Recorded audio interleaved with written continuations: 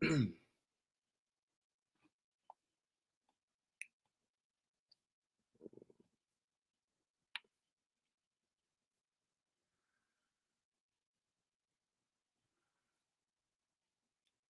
right, Shalom.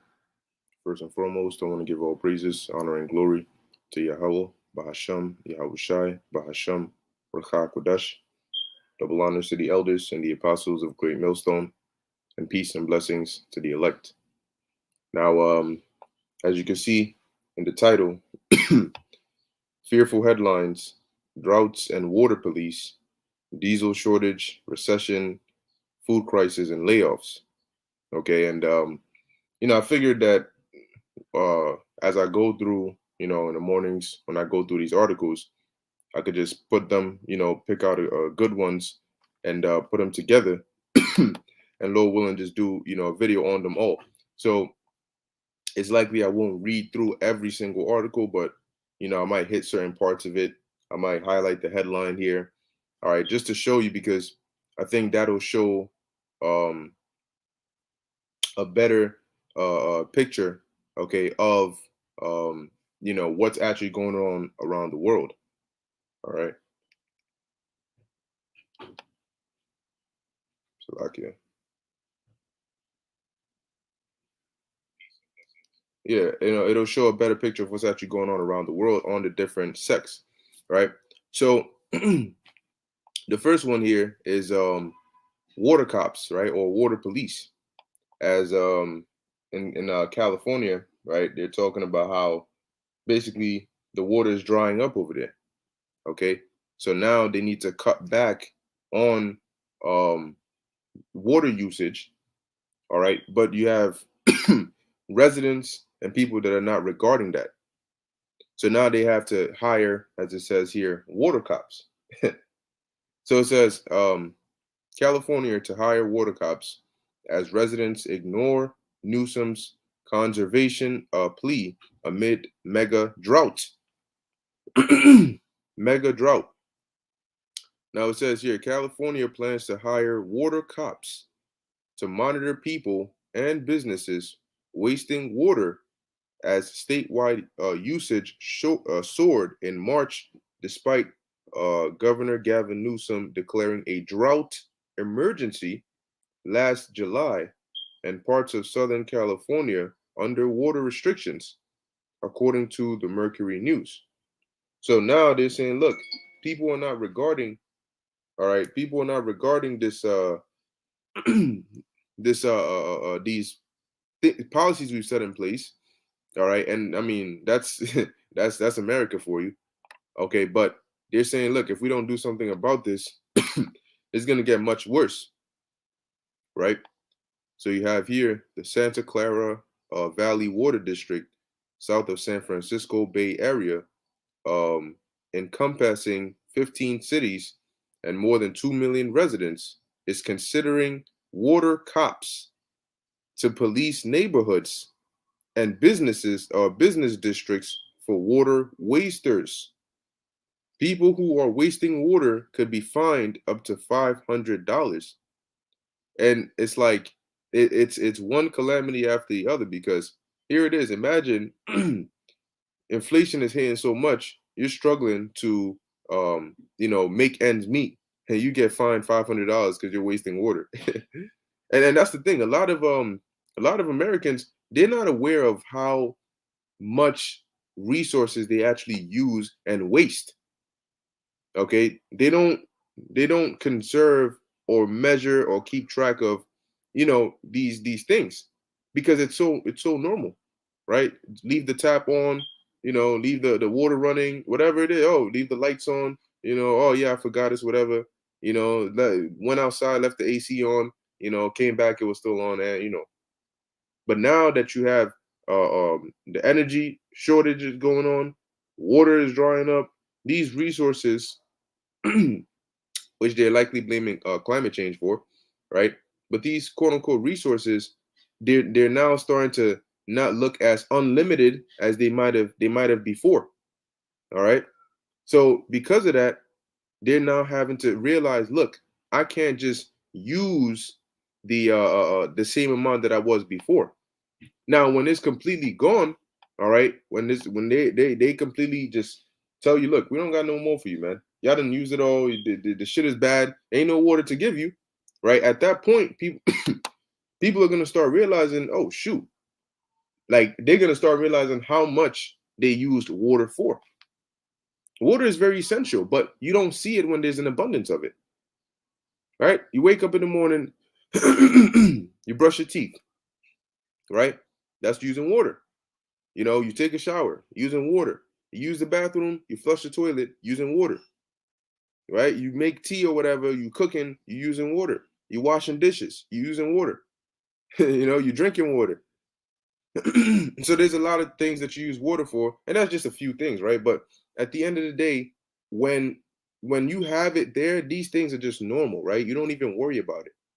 But once that water starts to wane and you don't have it, right? Sometimes they close the pipes, to work on it, and you realize, damn, I can't do shit.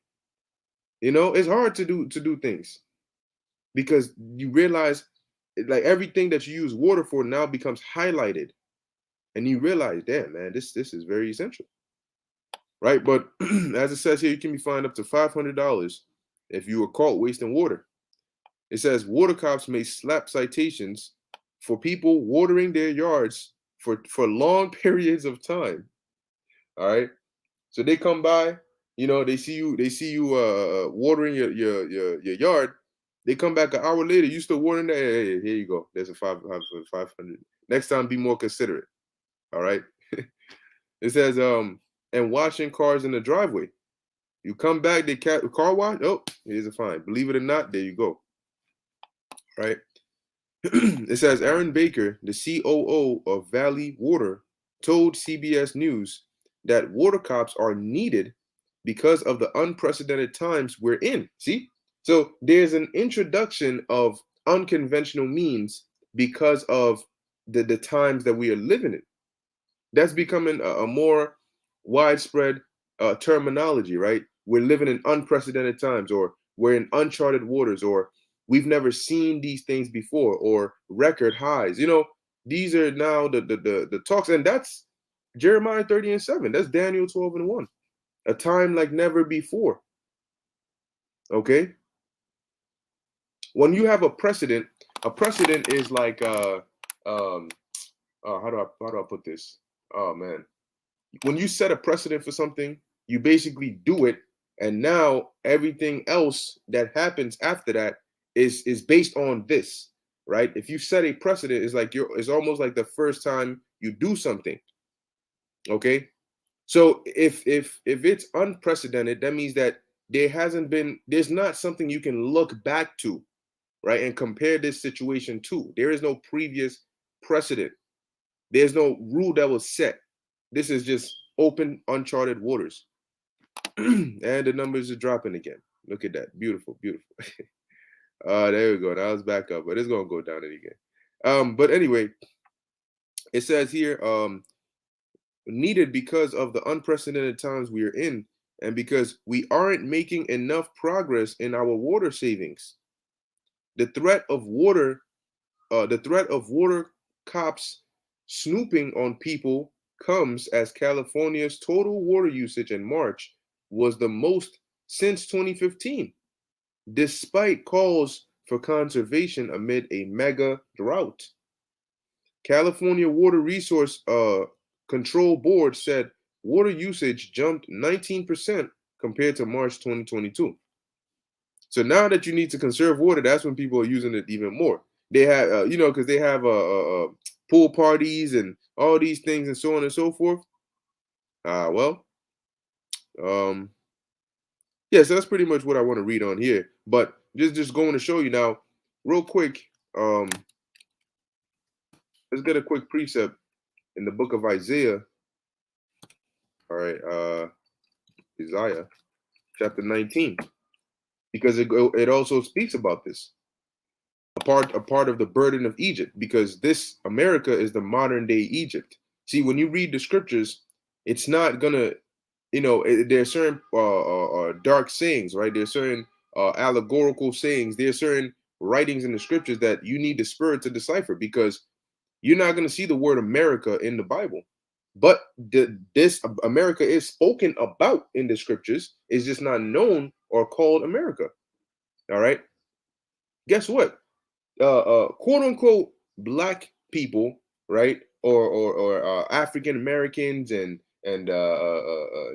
Latinos and Native Americans, they're spoken of in the Bible, but in the Bible you're not going to see Negro, black, like black people, you know, or Hispanic or Latino. You're not going to see those terms in the Bible, but those people are spoken of in the Bible, right? So you got to use the context clues. Oh, it's talking about this. It's not, it's just not called that. Okay. An example is language, right? You have some places you may go to and they describe the same thing. Maybe it's food or an activity, and they describe the same thing, but they just call it something else. So you may go there and you may say, damn, do they have for example, like tacos, right? But maybe over there they call it minas. I'm just making it up. Some random land you go to, they call it minas, right? So you go there and they're like, damn, I wonder if they have tacos over here. And you're saying tacos, and they're looking at you like, tacos, what's that? Right? So you're thinking, damn, tacos must not exist over here. But then, you know, they might tell you, well, we don't have tacos, but we have minas. And you say, what's that? But then they describe it to you, you know, you get the shell and you put this in there, you put this in there, you put it together, and they show it to you, and you're like, oh, that's a taco. And they're like, no, minas. No taco, minas, right? So in essence, it's still the same thing, it's just referred to differently. So the point that I'm making is, when you read the Bible, America is spoken of in here. What is going to happen to it, the creation of it, you know, what is going to be set up to do, how it's going to fall. That's all written in here. But just like the tacos and the minas example, it's not referred to as America in the Bible. So when you read about it, sometimes it's referred to as Egypt or the daughter of Babylon or Assyria or Nineveh, right? And when you read it, you're like, oh, okay, it's referred to as this, but it's really describing America. So Isaiah 19:1, it says the burden of Egypt, but in Isaiah 19, this Egypt is talking about America. Okay, so it says, behold, the Lord rideth upon a swift cloud, which are the chariots, and shall come into Egypt, and the idols of Egypt shall be moved at his presence, and the heart of Egypt shall melt in the midst of it. Yeah, because we're approaching that time. This Revelation 1 and 7, 2nd Ezra 13, okay, amongst other scriptures, Zechariah 5, I believe, it goes into the Lord coming on a chariot, right, with the angels, and they're going to come to this place, America, the house of the thief, and they're going to destroy it and consume it with the foundations thereof. It says, oh, and it says what? The heart of Egypt shall melt in the midst of it. And that's starting to happen now, right? The spirit, the mindset, that pride, all of that is starting to humble down, and people are starting to become afraid because of the fearful headlines. And I will set the Egyptians against the Egyptians, and that's what you see brewing. All right. Every time there's a controversy, there's always one side on saying one thing and another side saying another thing. You have Roe v. Wade, right? Now, just yesterday they said that the Senate shut down the Democrats' push to try and make abortion legal in the U.S. There's always one side. So there are people saying they're pro. Thank God for abortions. That's stupid shit. And then you got others on the other side saying no, that's going off. You can't do that. So just like that's just one matter, basically there's the Lord is setting up that civil war, that one side against another, one people standing up against another, and that's written of in 2nd Ezra, the 15th chapter, and many other scriptures. Okay, and we're seeing it more and more evident. And the thing about it is, it becomes more dangerous when times are more desperate. Okay, because when times are more desperate, people are not protests become riots. Okay, violence is just like that. It's because when it's chill times, they'll be like, oh, it's not that serious. But when it's not, people are hungry and all, then it is that serious.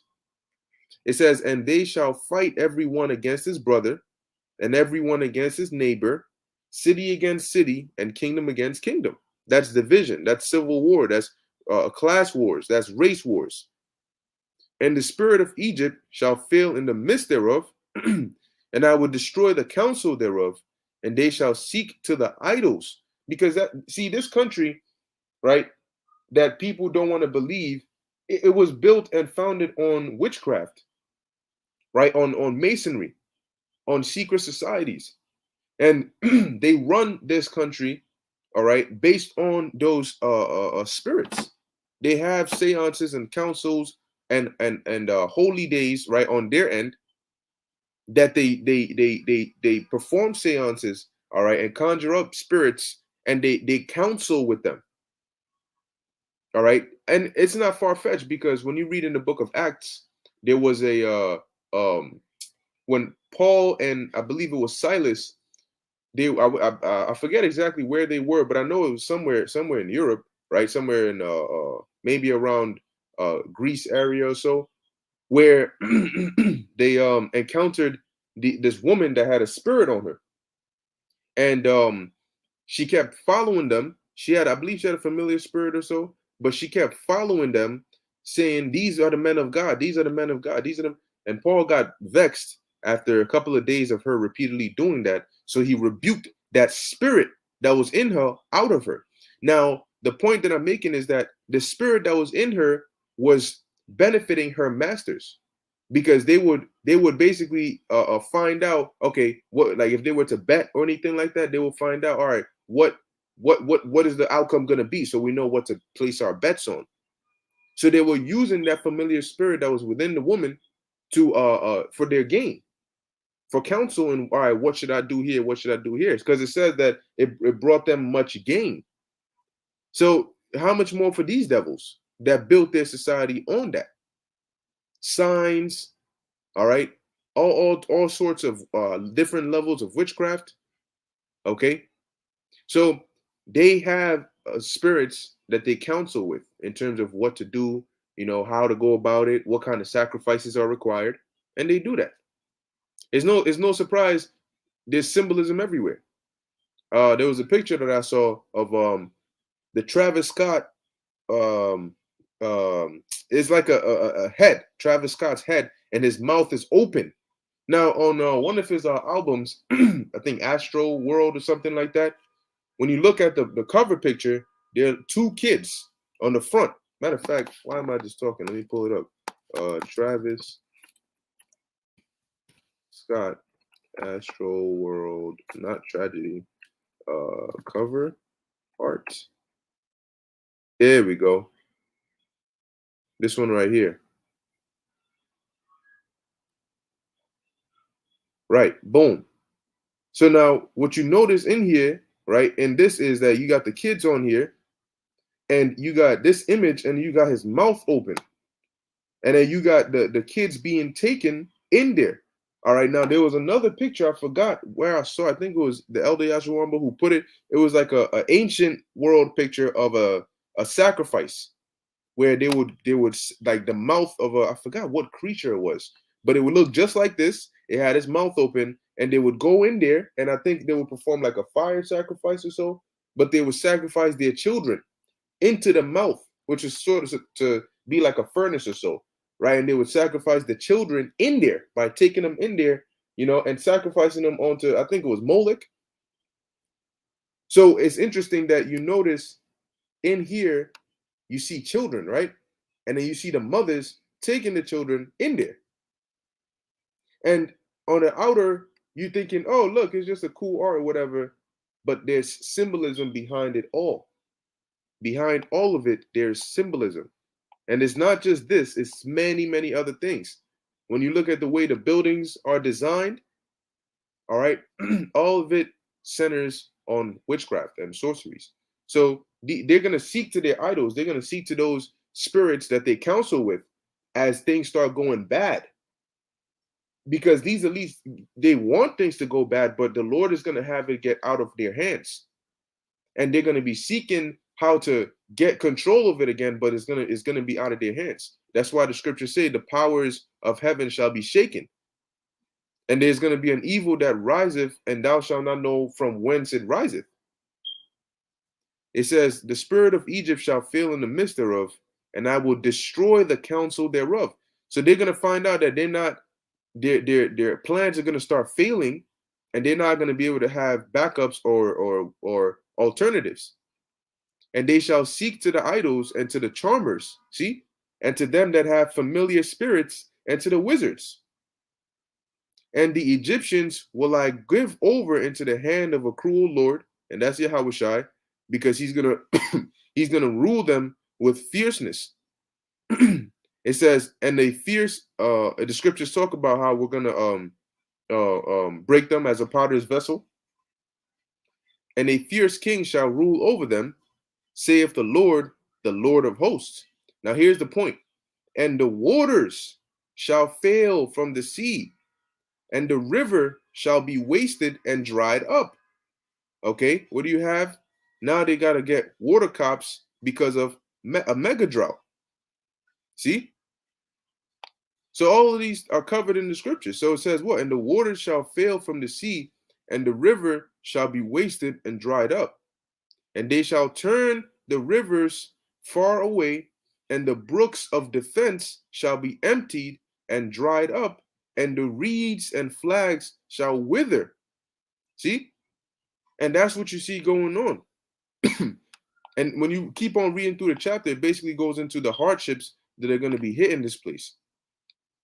And now we're seeing that. We're seeing these prophecies loud and clear, and they're speaking, and they're speaking. And those of us that are aware of what the prophecies are, we understand, wow, this is this is exact biblical prophecy. We can check it off, right? On the prophetic checklist. Okay, there's another precept I wanted to get in the Apocrypha. I believe it's 2nd Ezra, the 6th chapter, because 2nd Ezra, the 6th chapter, also talks about the things going on now. It talks about there you go, the shortages. Okay, no food. It talks about the droughts. Let's get that. 2nd Ezra chapter 6, verse 22. And suddenly, you hear that? Suddenly. So when something happens suddenly, you don't really have time to prepare for it. And suddenly shall the sown places appear unsown, the full storehouses shall suddenly be found empty. You see? And what do the storehouses store? They store food. And at one point they were full, but now you're starting to see that they're waning, and they're not being replenished. And the trumpet shall give a sound, which when every man heareth, they shall be suddenly afraid. And as things get more dire, you will be hearing that. You're gonna hear the emergency broadcast system. You're gonna be hearing these sirens going off. But at some point, those sirens are gonna stop. It's gonna get so bad out here. When you hear sirens, that means that there are people in the car operating it. But when it gets so bad and you stop hearing the sirens, that's a sign to you that ain't nobody doing that job anymore. Whether it's police cars or it's first responders, if you stop hearing those sounds, that means ain't nobody doing it. Nobody's responding. You think their family's in danger, but they're responding to you over there in some far next city somewhere? No. Right? Verse 24, and at that time shall friends fight one against another like enemies, because you're going to have the division, but you're also going to have the hard times, desperate times. And it's going to turn people on each other. and the earth shall stand in fear. The key part is the earth. So there's going to be fear all over the earth, not just in one place, but all over the planet. It says, with those that dwell therein, because they're going to see the wrath of the Most High. The springs of the fountains shall stand still, and in 3 hours they shall not run, which is going into those droughts, those water shortages, those mega droughts as we're reading. And this, and you're going to find out very soon how essential water is. Okay, water is a need. But anyway, now let me actually put this article in the chat.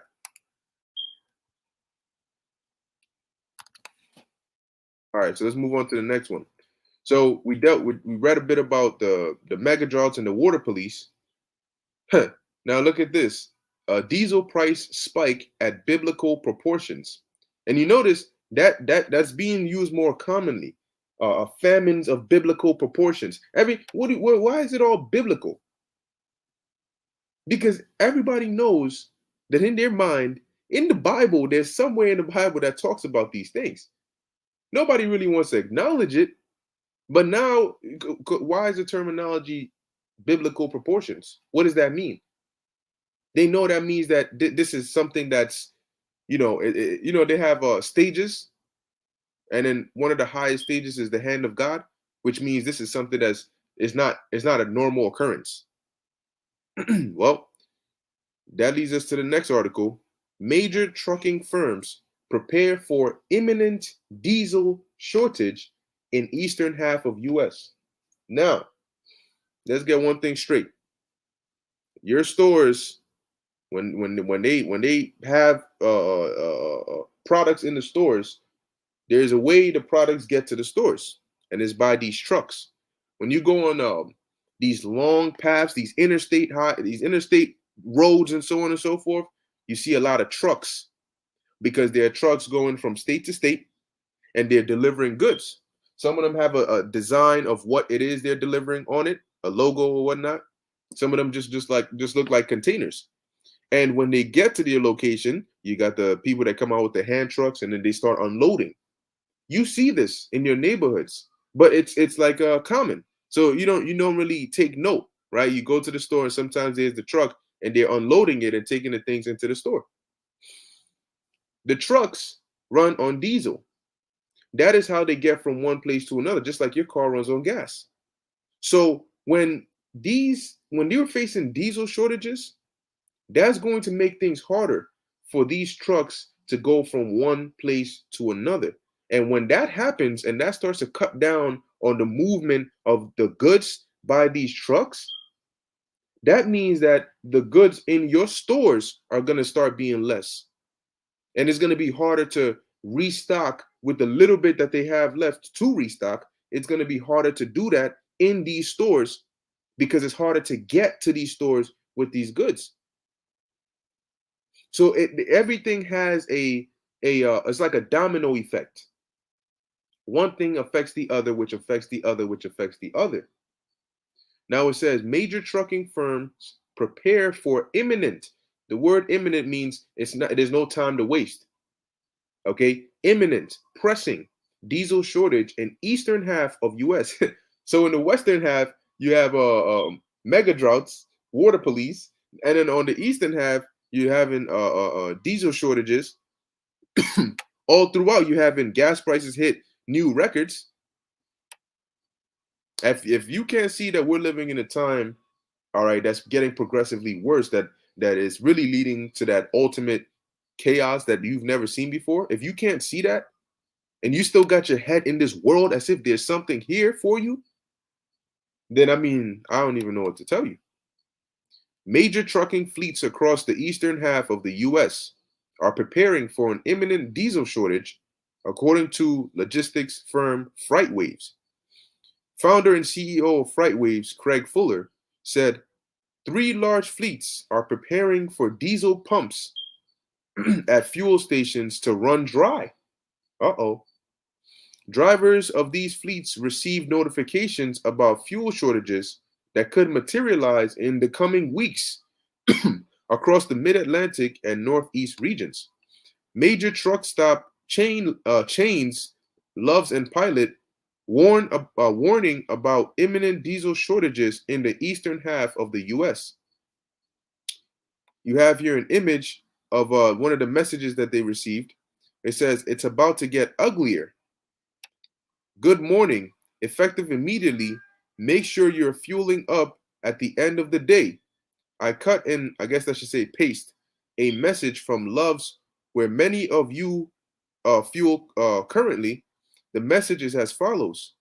Dear fleet customers, due to historically low supply, diesel availability in the eastern US market is currently limited. Your drivers could start to see the effects of these supply issues in the coming days. Okay? In the coming days. Another one.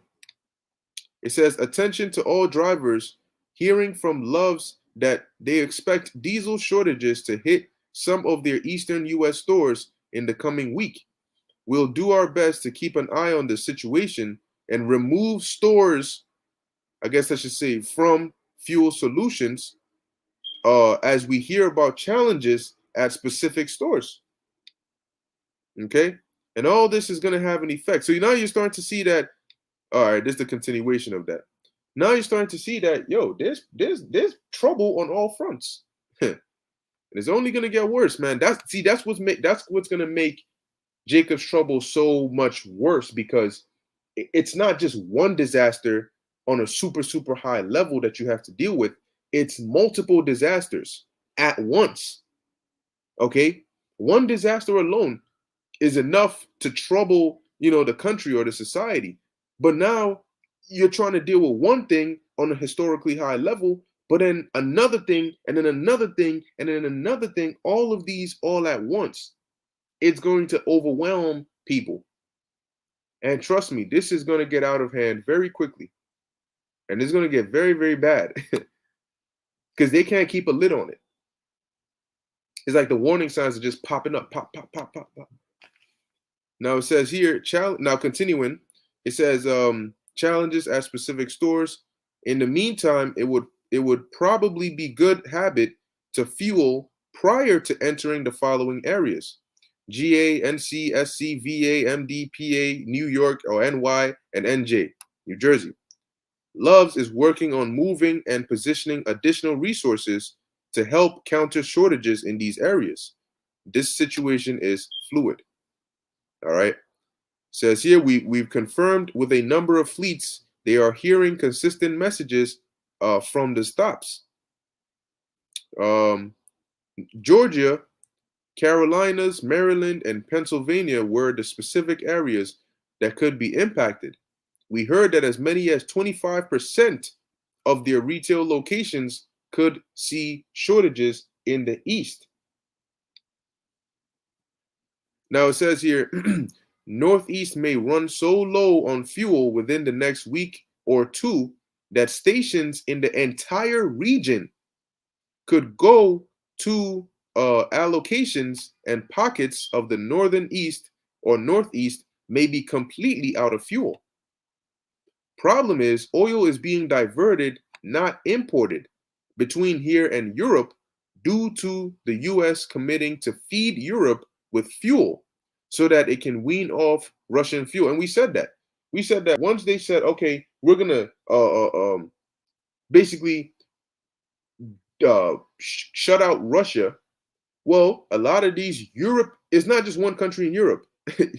Okay, it's a big ass continent with different countries that were relying on that fuel, that gas. So if you say don't get it from Russia, then they say, well, where should we get it from? Then you say, okay, I'll supply it to you. What do you think is going to happen? Let me give you an example. I tell you, look, don't go to the supermarket anymore, right? Don't go to any other supermarket. Don't go get no food over there. They say, okay, well, how are we going to eat? Oh, I'll supply you with some of my food. What then happens to me and those that are living with me? Our supply becomes less and less because we have to start giving some of that out to these people. We said that they shouldn't buy food because we'll give them food. So eventually, if I have 2 cans. Now I'm left with 1 because I got to give 1 to somebody else. See? So now in my house, there's now a shortage of things. The squeeze is getting tighter. And the thing is, we don't have an unlimited supply of these things. So now we got to start thinking, okay, as things start getting tighter, we can't keep this up for long before we end up in trouble. It says the problem, keep going. It says, yada, yada, yada. This will affect gas and diesel. The South, and now we're approaching the summer. You know what happens in the summer? People like to travel. They like to go out. They like to go road trips and go here and go. You better start reconsidering. This will, ACs, right, for energy. The air conditions are on, you know. and one stupid ass thing they like to do is they like to open the fire hydrants and just let the water. Man, sometimes I'll be walking by and I'm looking and I'm seeing just a waste of water. The fire hydrant is open and you got people just sitting there and it's just going. You know, and I'm thinking in my head, what in the world is wrong with these people, man?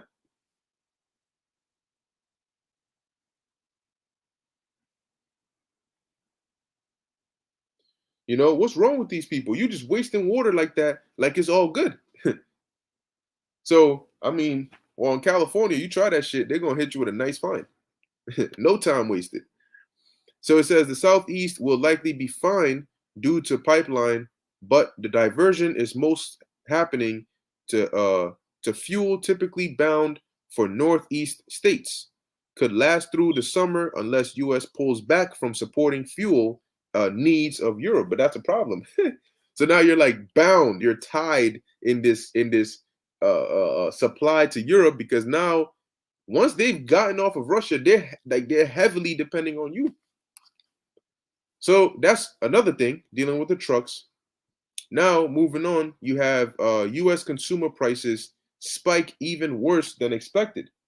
Okay, you had the droughts in the water police, the diesel shortage, and now you got the recession part. And it says inflation remains at the highest levels in 40 years as the Biden administration admits some culpability. And there's a trend, right, where in ancient, even in Rome, when they didn't take care, things got out of hand, inflation got into hyperinflation, they started to take measures that they could use to to try and curb the inflation, but that only made things worse. And history, and throughout history, countries just repeat that to no success. Now, don't be surprised. The problem, reaction, solution, right? They use that all the time. So what we're seeing now are the problems. Clearly, the reactions become desperation. So don't be surprised when they start to push NWO agendas as a solution. Hey, look at how inflation is going up.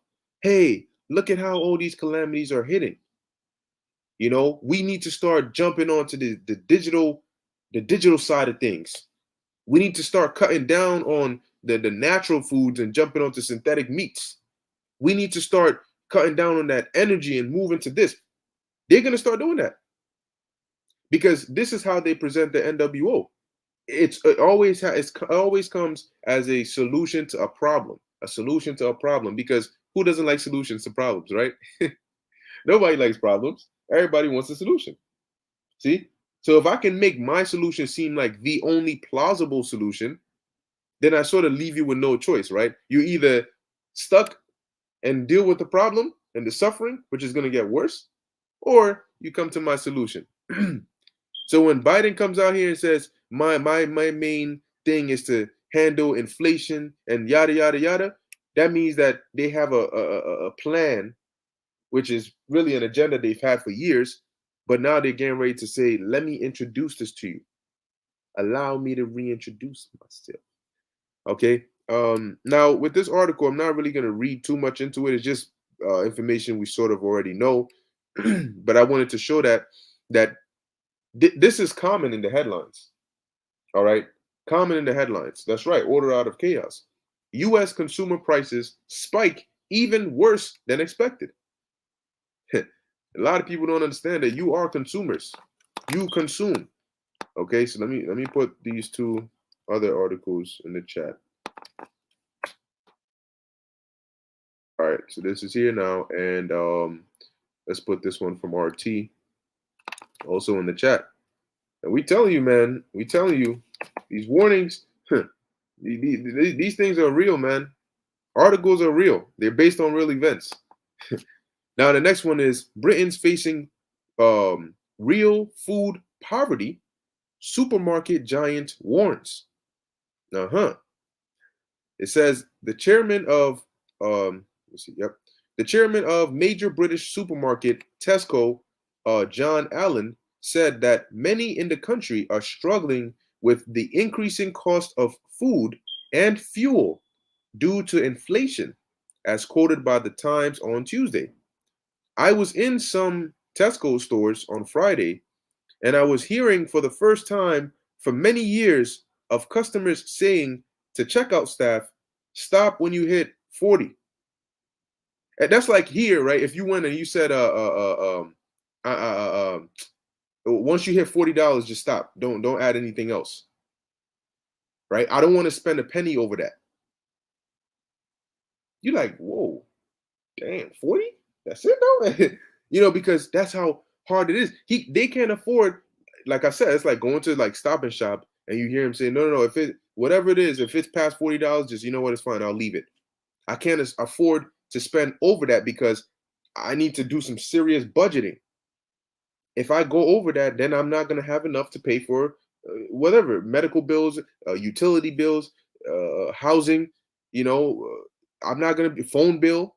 I'm not going to be able to take care of that. This is very interesting. You got you got these people over here talking about this demic is not over, right? And we all know what they mean by that. You know, they're getting ready to come with some more BS. Now you have Biden, right? That had two notifications. You have Biden, who literally just came out and said this demic isn't over. Then you have Scholes, which I believe he's either like a president or prime minister or somebody in some high position somewhere, maybe Germany or so. He also comes out and says this demic is not over. So there's this unified message being sent out there, right? Of, I guess they're foreshadowing something else that they're finna bring out. See, that's the thing with these devils. It's never over. It's always something. And that's why the scriptures say that what? Their heart is deep. Okay, but back to the article, it says, I think that many of them are struggling to both be able to heat their homes and to feed their families. He continued, and I think we are seeing, you know, real food poverty for the first time in a generation. And now you're starting to see that countries that would not be considered third world countries are facing third world problems. People who had so much in abundance that they you know what I mean, they'll go to bed with a big stomach, so much that their stomach is so big they can't move. Now they actually have to fathom the reality of actually going to bed without eating. And not on a fast or not on a personal choice, but because you don't have food. You're hungry, but they ain't nothing there for you to eat. Now you gotta go to bed without eating. These are the realities, man. People need to set their priorities and their perspective right, because you know that mindset of I want to make it in this society. I want to do good. I want success, status, rank. It's not going to matter at all. Okay, it's not going to matter. Matter of fact, let's get Proverbs 11:4. It's not going to matter. It says here, riches profit not in the day of wrath. And we are in the day of wrath. We're in that time. That's why these calamities are happening. So if you were a doctor or a lawyer or a nurse or an engineer or a president, it doesn't matter what you were. That's not going to profit you when all hell is breaking loose. Guess what? LeBron James, when all hell is breaking loose, people are not going to say, look, I see this man, he got all this food in his cart, but that's LeBron. Let's let him go. No. Your stomach is gonna turn your ass around. Like, listen, my man. Don't even test me right now. It's been 3 days. I haven't eaten. You got a wife and kids that are starving. You talking about it's LeBron? Let's let him go. They're not gonna care. They gonna rob his ass. He go, I'm LeBron. So what? I'm hungry.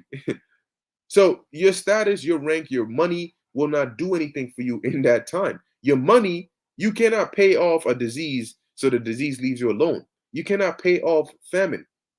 You may have money, but if there's no food, what are you buying? Are you going to eat the money? Are you going to eat the paper? Are you going to eat the fiat FRNs in your account? Are you going to eat your phone? See, people are going to start realizing that your reality don't play. But it says what? But righteousness delivereth from death. See? And that's what we are accumulating. As these people are accumulating riches that don't profit them, we are, Lord willing, accumulating righteousness, righteous riches, those that will deliver you from death. The Lord is not going to look at your resume and say, oh, wow, damn, you worked over, oh, shit, Google. Oh, my gosh. All right, okay. Feed them. No. Those that are going to be fed, those that are going to be taken care of, is going to be based on those that serve the Lord. Did you do the thing that was pleasing to the Lord? Pull up his spiritual bank account. How much he got in there? Oh, he in the negatives? Shit. I'm not just not going to give you food. I might need to starve you out because you in the negatives. And that's why it's crucial that we continue to remain diligent and do the look. Right now, man, there's no excuse. Right now, you're seeing the things going on. This is telling you, yo, like what I'm doing is right. Because all the things that the scriptures say are happening. They're happening now. So I'm glad that I at least have some direction to go in. I know what I have to do. I know the things that are pleasing to the Lord. I know what he requires. I know he said, well, if you do this, then I got your back. So if I'm already doing it, I'm going to keep doing it. I'm going to go harder. Because happy are we, not only do we know what we have to do to, Lord willing, escape these things, but we believe it. You have others that know, but they don't care. But we know and we care. So we can actually make progress towards, Lord willing, gaining mercy in these times. And that's a valuable, valuable thing. That's right. Yahweh's warrior, Shalom, depositing in our spiritual bank account. That's it. That's what we're doing. Because you don't know how much you're going to need to withdraw. But the one thing you don't want is to come short when you need it. So what do? You just keep on throwing that deposits in there, man. You rather have, there's a saying that it's better to have and not need than to need and not have. And as they say, failing to prepare is preparing to fail. See? So it says here, the Tesco boss expressed hopes that the government would step in to reduce the strain on those struggling to meet ends meet. What happened whenever the government steps in? They get more control. Even in the time of Egypt, Joseph was in charge of the government. And when they stepped in, they basically got control over all the Egyptians. Once these people step in, you say, look, let's just give everything to them so they can just, distribute it accordingly, ration it. When you start hearing those terms, look out. Rations controlled by the government, that's a problem, because now when it's controlled by the government and it's centralized, they can now place a standardized requirement. Oh, well, we're giving it out, but just like they give out I don't know, unemployment or whatever, there's certain requirements you have to meet to qualify to get whatever it is they're giving out. So now you done giving them all the food. They have this power, and they're telling you, we only giving this to those that took the Vanessa, or those that are trying to take this CHIP. That's the only ones we're giving this to. Says Allen suggested that the government could reverse course on a planned payroll tax hike. He also called for reforming rates relief, saying that many smaller shops faced going out of business as consumers cut back on spending. And that's another problem, is that, say you have a Netflix account, you have a gym membership, I don't know, yoga classes. At some point, when things get hard, you prioritize. You can't afford Netflix. Netflix is not a necessity. So you cancel your Netflix membership. You're not the only one thinking that. Hundreds of thousands of others are also doing that. What happens to Netflix? They start losing money. Netflix is a big corporation. In order to maintain their business, they need you to subscribe. If you're not subscribing, they're losing money. It gets to the point where they can't, it's too expensive to maintain their business. They go out of business. That's just an example. You got a gym, for example. People are like, my man, I don't have time to go to the gym. I'm trying to survive. So you cancel your gym membership because it's not essential. It's not crucial to your survival. You're not the only one thinking that. Everybody else is thinking that. Everybody else does that. What happens to the gym? When the gym can't get money because people are not signing up and people are canceling their membership, the gym cannot pay their employers or their employees, those that work at the gym. And what does that lead to? The next article, which I have here, which is the last one, layoffs. People start losing their jobs. If you work in these small businesses or these businesses that are not like essential, once people start canceling and taking their money away from those places because they need to buy food and pay for rent and so on and so forth, these businesses don't have money to pay you. That means you are out of a job because they need to cut you from the payroll before they file for bankruptcy. Once again, you see how inflation or just one thing is a domino effect. Prices go up, people reduce the things they're putting their money into. Those corporations that depend on those people's money, they start losing money. So now they start firing people, and then boom. See? So it says here, this month, the Bank of England issued a dire warning, saying that Britons would suffer a historic shock to their incomes as it expects the record high inflation to continue rising. Ain't no good news. The central bank also said that the cost of living crisis could plunge the economy into recession this year. You hear that? So there you go.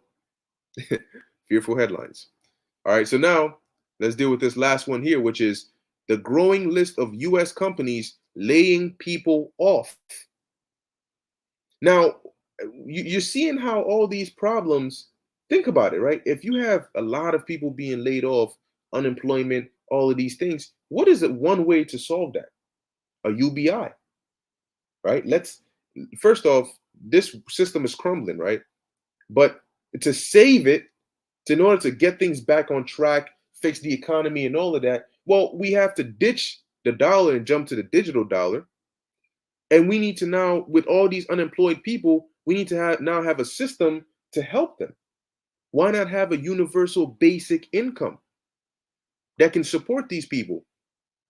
See, you had the stimulus checks, which was like a demo, right, or a little taste of that, and they can say, yeah, it'll be a little something like that. Now it says, as the economy continues to grind to a halt, the scriptures talk about the grinding shall cease, and inflation continues to run rampant, U.S. businesses are starting. Oh, Salakia, let me actually put this article also in the chat for those that would like access to it. All right. So it says here, U.S. businesses are starting to realize the obvious, that they are stretched too thin financially and are starting to cut unnecessary fat from their respective organizations. So much for building back better. In fact, layoffs are now sweeping across American businesses.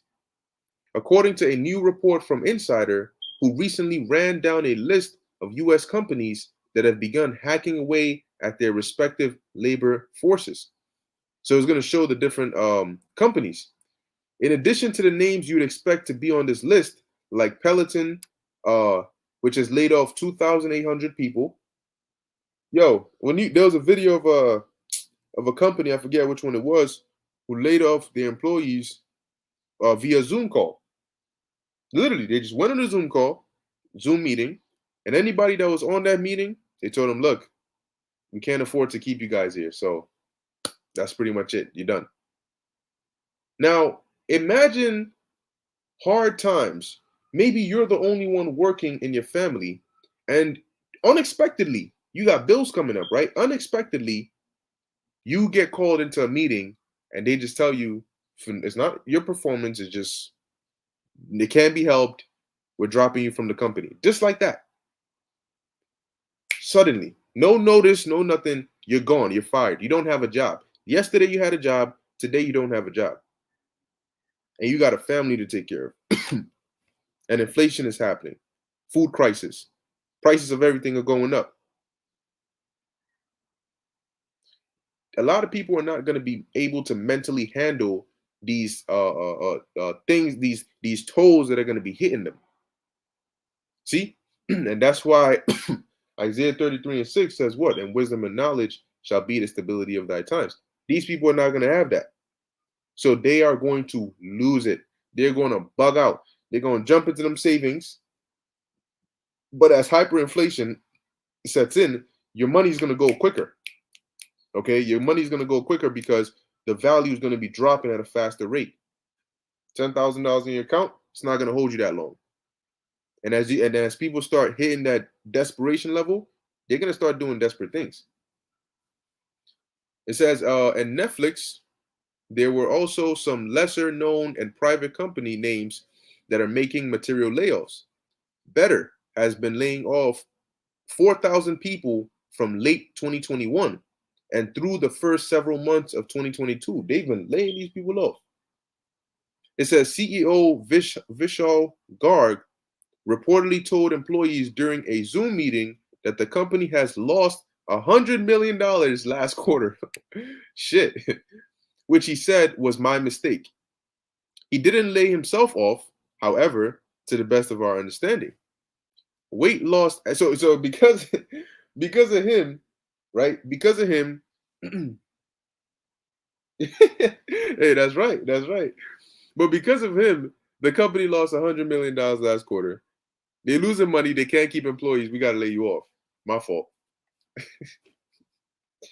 Damn, man. Hard times, man. Hard times. So it says here, and the reason it's going to hit people hard is because in their minds, they don't have anywhere else to turn. But we have Yahweh Ba'Shem Yahweh Shai. See? So we can always call on the Lord, and we don't have to worry about not knowing of another way. Like we don't, if you get laid off or there ain't no food, we can have, we can pray to the Lord, but we know that anything is possible with the Lord. So we don't have to worry about thinking up a intricate strategy. Damn, how do I damn, so ain't no food. Like how do we got to sneak in here and steal this and kill this person? We don't got to worry about that. All we got to do is pray to the Lord, have faith, and let him work. So we know we have that security in the Lord. But these people don't have that. And it's not like they can just gain that. It's not like you just turn around and say, all right, I'm just going to call on the Lord now and everything is going to be good. No. What have you done for the Lord? What did you even open a bank account? See? But we are storing our treasures in heaven. We know that we're going to need the Heavenly Father and his Son in these times. So that's why what we're doing now is building that relationship with him, okay? And serving them, doing what they require of us now, because we know we're going to need their help. All right? We're going to rely on Yahweh Ba'Shem Yahweh Shai. So we need to do the things that they require now. Because you don't want to end up as one of those in Proverbs, the first chapter, who the Lord called and you didn't listen. Now you calling and he's not listening. But once again, these people are not going to have that fallback. They're not going to have that security. So in their mind, they're going to be, well, life is over. I'm screwed.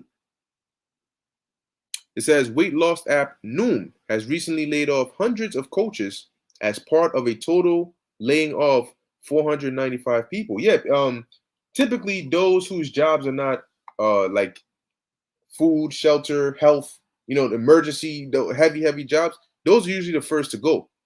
People whose jobs are more in luxury, like things that are not necessities, once again, those are the first to go. Because those are the first that are going to be cut off. It says, the report says, Noom appeared to already be stretching thin, with coaches reportedly responsible for giving advice to hundreds of users at any given time. Then you had Thrasio, right, has laid off 20% of his staff. You had Robinhood, which joined the party, laying off more than 300 people. Okay. It says their layoffs come after the company staff grew from just 700 people to 3,800 people during 2020 and 2021. Okay, you have Wells Fargo, which is also making layoffs in its mortgage-related positions. You have a pot company, Canopy Growth, is also laying off employees with 250 people expected to get the axe. Now, this is scary news for people, right? You have a celebrity video app, Cameo, laying off 87 people. So, as you can see, fearful headlines. There's definitely a squeeze, okay, upon the world and the inhabitants of the world, man. And evil. It's like every time you read that, and now people don't even want to read the news. They don't want to turn on the TV. They don't want to hear about it. But they think that hiding from it is gonna make it go away. It's not, honestly. That's like here it is. There's a demon, right? A demon just pops up on you and you in your room and you see the demon and you say, oh no, it's too scary. So you put your hand on your face and you just stay like that. So just because you can't see the demon, you think the demon can't see you or he can't touch you?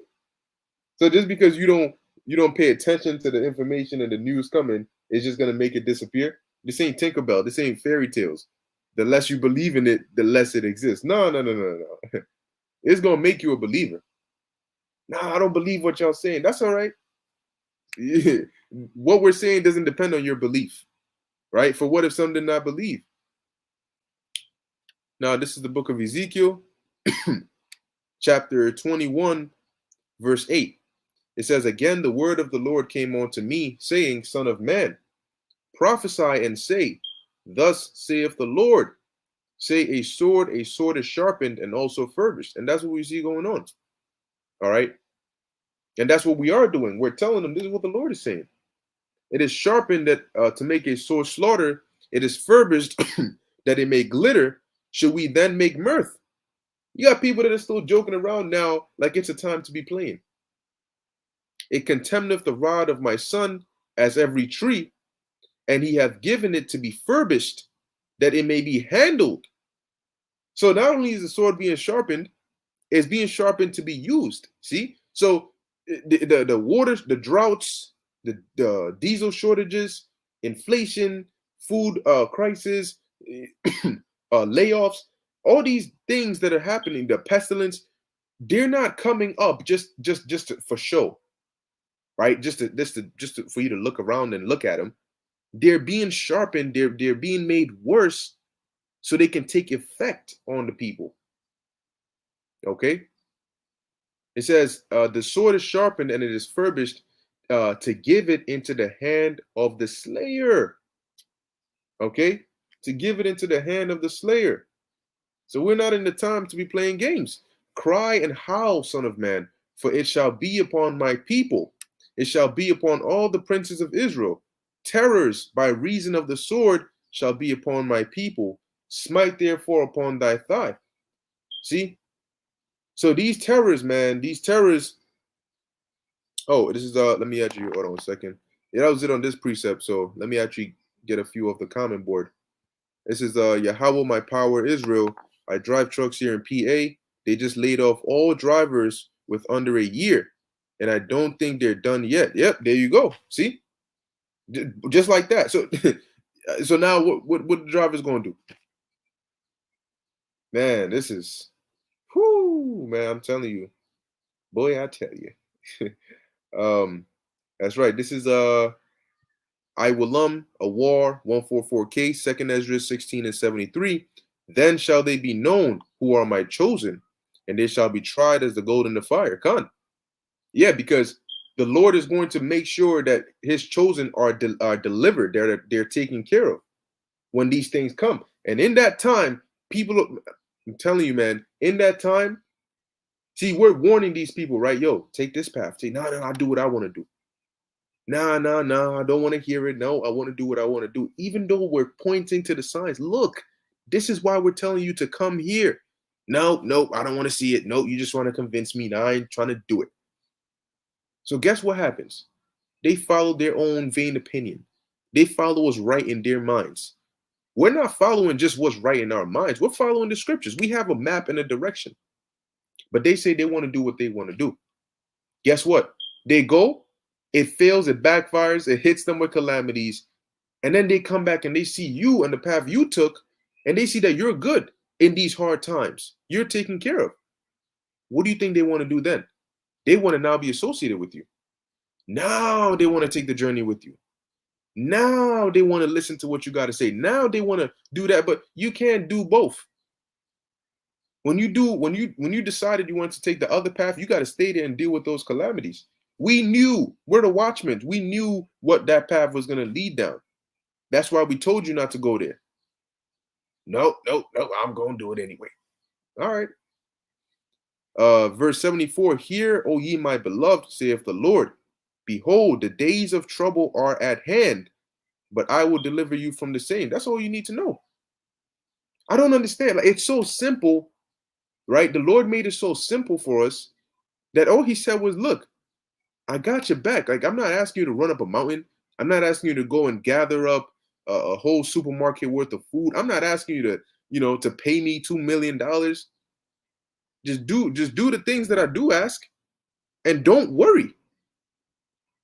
2 Ezra 16:74. Hear, O ye my beloved. Are you going to go stop the famine? You're not. You don't got power over that. Behold, the days of trouble are at hand, but I will deliver you from the same. The Lord said, look, I got you. Yeah, trouble is coming, but don't worry. I already got you, man. That's it. Verse 75, Be ye not afraid, neither doubt, for the Most High is your guide.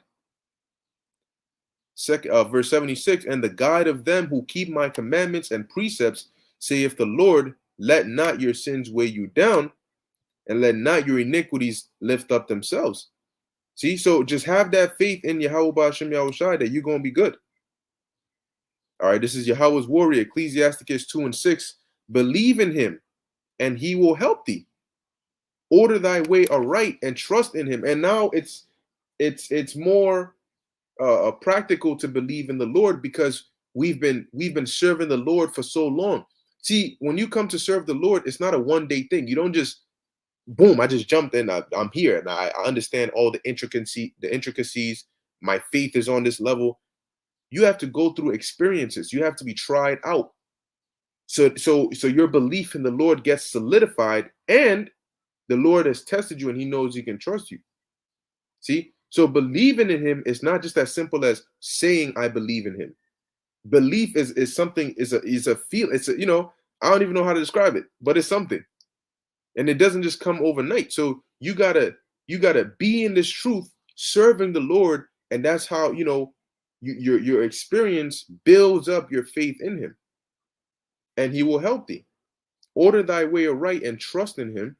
Ye that fear the Lord, wait for his mercy. See, and go not aside lest ye fall. So you got to wait for the mercy of the Lord. Don't get all impatient and but things are looking bad and Lord ain't done nothing yet, and I'm just gonna have to do it. It says, go not aside lest ye fall. Okay, have patience and wait upon the Lord, because once you lose patience, you start going out here doing this, jumping here, Most High is gonna get your ass. All right. This is a Big Nez, Psalms 118:6. The Lord Yahweh is on my side. I will not fear. What can man do unto me? If you know the Lord is bringing the calamities, and then he says, I got you. You know what I'm saying? What are you worried about? Okay. This is a warrior Allah, Yahweh, Psalms 37:25. I have been young and now am old, yet have I not seen the righteous forsaken. This is why the scriptures say, but righteousness delivereth from death. Because if you are righteous, if you are the Lord's elect, if you are of sincere heart and serving the Lord, he will never forsake you. It says, nor his seed begging bread. He is ever merciful and lendeth, and his seed is blessed. So we can count on that. All right, we can count on Yahweh Ba'ashem Yahushai to deliver us in these times. All right. But you know, that's it for the lesson. Lord willing, that was edifying to the elect. Fearful headlines. You know, if the Spirit wills, then whenever I get, maybe tomorrow, whenever it is, the Spirit is on me. I'll try to continue in it, just bringing out different articles and different headlines, that are showing you what is actually going on in the world and what direction things are headed in. Okay. So with that, I hope you were edified. In closing, I want to give all praises, honor, and glory to Yahweh, Bahasham, Yahushai, Bahasham, Rakha Kodash. Until next time, Shalom.